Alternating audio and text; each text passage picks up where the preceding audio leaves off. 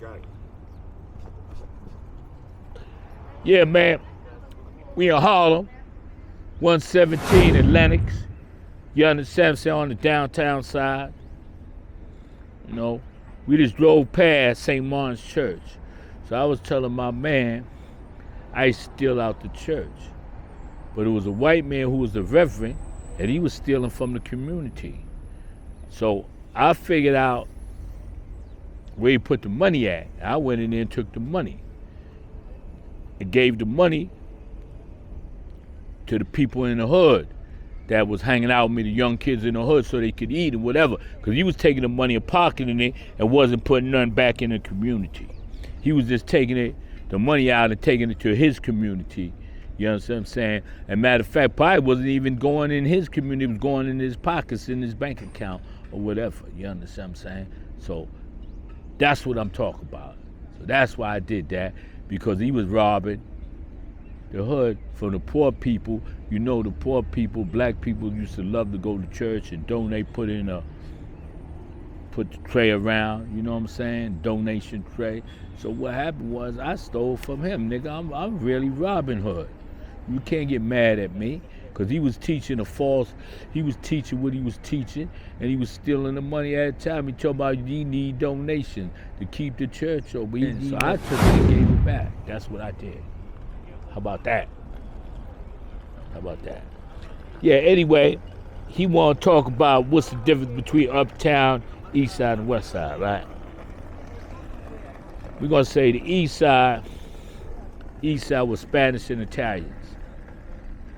Spanish niggas ain't come over here on our side. Only time we mix together is when we was going to the Latin Palace Club, Studio 54 and all that. We was dancing and everything. That's what brought us together. What brought us, the Spanish people, together is our dancing. We like to party. We like to dance and everything.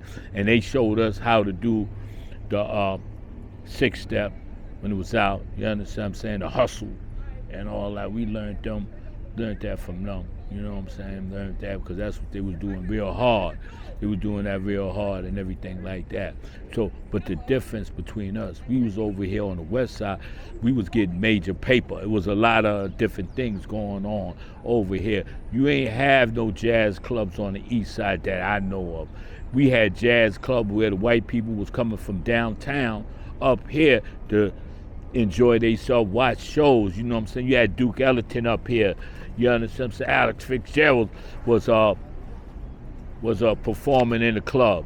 You understand? Alex Fitzgerald was performing in the club. Man, you had Kev Galloway. That's where the zoot suits come from. The baggy pants was performing. You understand what I'm saying? They was coming to the Cotton Club, performing in the Cotton Club. You understand what I'm saying? They was performing in the Cotton Club and all that. So the difference, we had more entertainment going on over here. That's why they said, that's why the Harlem Renaissance was on the west side. You ain't hear about no Harlem Renaissance on the east side. You understand what I'm saying? Harlem Renaissance was on the west side, was uptown. You understand? We had the Cotton Club. We had all kind of, we had Small's Paradise. We had Small's Paradise, super fly. You understand what I'm saying? Super fly. We had all kind of black clubs, man. We had the Teresa Hotel was upstairs, had a club in it for the nightlife black people. When people downtown didn't want us down there, you understand what I'm saying? We had our own clubs. We ain't had to go through the back door in our own clubs. We ain't had to do none of that. So, yeah, that's the whole difference between the east side. East side didn't have that. And plus, you had a lot of quiet hustlers on the east side. You understand what I'm saying? But the majority of the black people came over to the west side to hustle. They came over to the west side to hustle, man. You understand what I'm saying? Yo, man, get my t-shirts, man. Harlem 70s, something light, man. You understand what I'm saying? Nothing crazy. You understand what I'm saying? With different designs, man. I'll put you like you taking sunshine or some acid.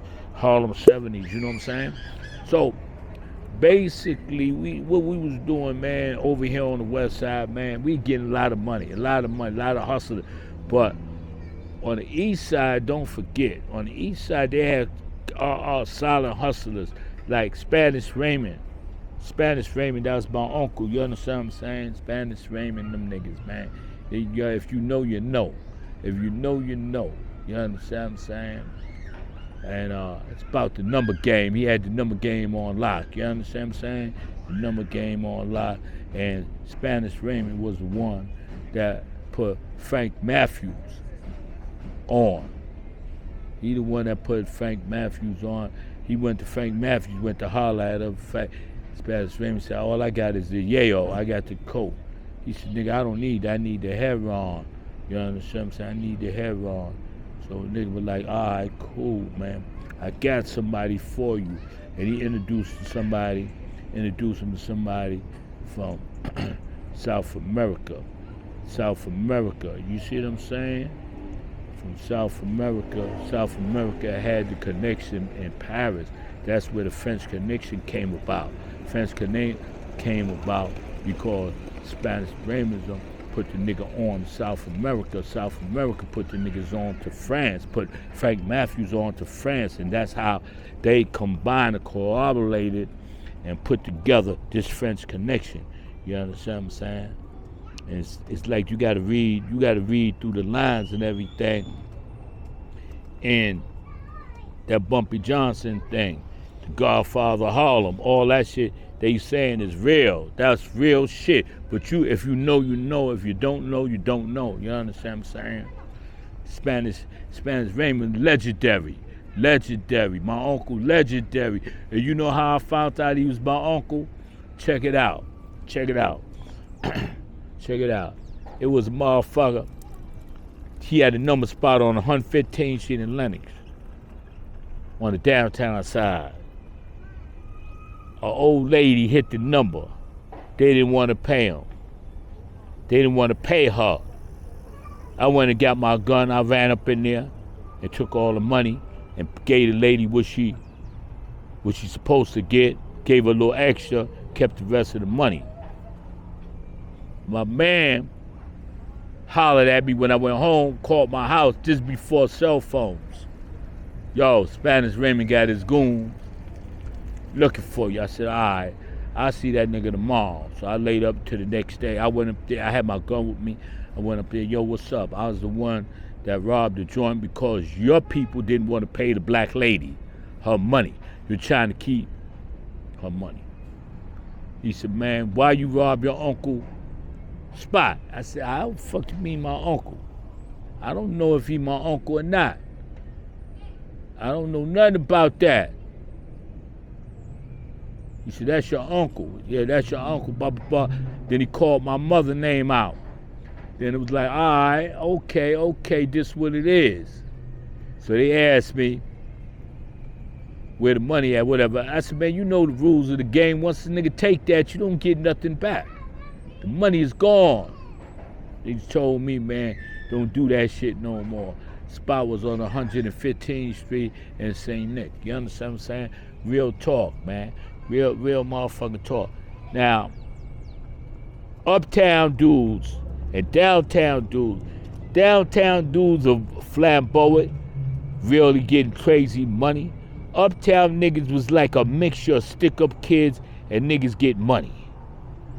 Uptown niggas was a little tougher, rougher.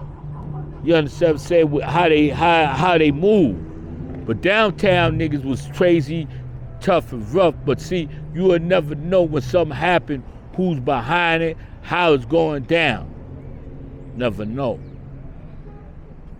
You'll never know who's behind this. You feel what I'm saying? You'll never know who's behind what. Downtown dude, but uptown niggas that had some legitimate, solid dudes uptown. Get money on the low. See, a lot of niggas, that's where they said Freddie Myers, not Freddie Myers, but Puff Diddy, father, they say he was in the Golden Lounge, and that's where they found that shipment that came in, and they blamed him for it. See what I'm saying? He didn't snitch, they blamed him for it. Because nobody got the paperwork, nobody had the paperwork, there's no paperwork, it's just hearsay. Just hearsay. In a court of law, you don't get convicted for hearsay. You understand what I'm saying? Unless you could prove it. They didn't prove nothing. They ain't prove nothing. You know what I'm saying? They ain't prove nothing. So, like uptown, you got the Big Crack, Marshall. You got a lot of gangsters uptown. You got a lot of gangsters doing their thing uptown, man, but a lot of niggas had to come downtown to check in 16th Street, between Lenox and 7th. Check in 16th Street between 8th and Manhattan. You understand what I'm saying? On the west side, not the east side. You understand what I'm saying? Now, in the Godfather of Harlem, you seen Bumpy. He was clicked up. He was clicked up with the Spanish niggas on the east side. And I think they was trying to portray the big time Spanish dude, the Spanish Raymond, which is my uncle. You understand what I'm saying? So I'm like, yo, whatever. But you know what I'm saying? The west side, uptown and downtown, major players. Spanish Raymond, them niggas used to come over here. Certain Spanish dudes that was getting major paper. But for facts, Spanish Raymond was the one that helped that nigga Frank Matthews get to where he at. Cause Frank didn't have no connection. Frank Matthews went to the Gambinos cause they wanted like 20 million or something like that. Gambinos ain't want to fuck with him, like I said in my other video, cause he was black.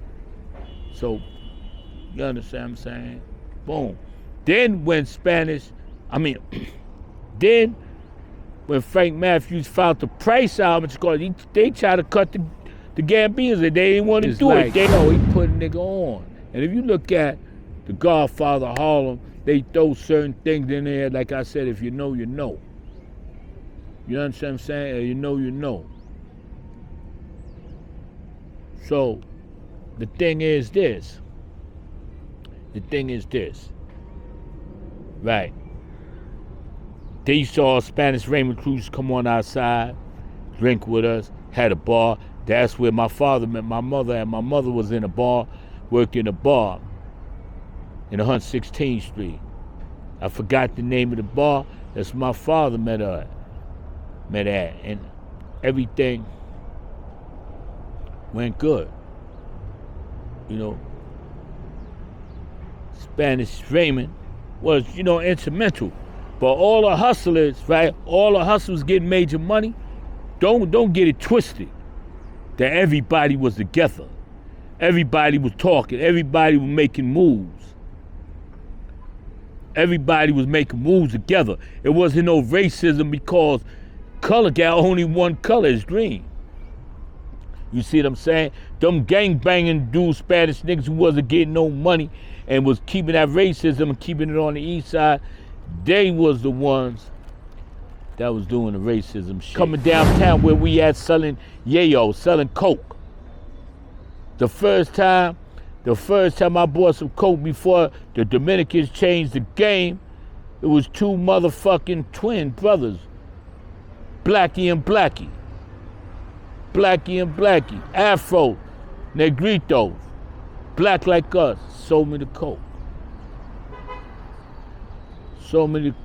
And I'm gonna show you how they changed the game in the coke game, in the heroin, the coke game. And see, the Dominicans was the one that changed the game up. Actually, they fucked the game up because we used to use quarter spoons. We used to use quarter spoons to measure the coke. 4 quarter spoons, that's an ounce. And when you do that, you get a little bit more ounce. You get maybe 5 more grams, 3 more grams. You understand? 3 more grams, 4 more grams when you did it that way. But what they did is they started getting the coke and they used the triple beans. The Dominican people was the one that brought the triple beans in and messed the whole game up because we was getting extra.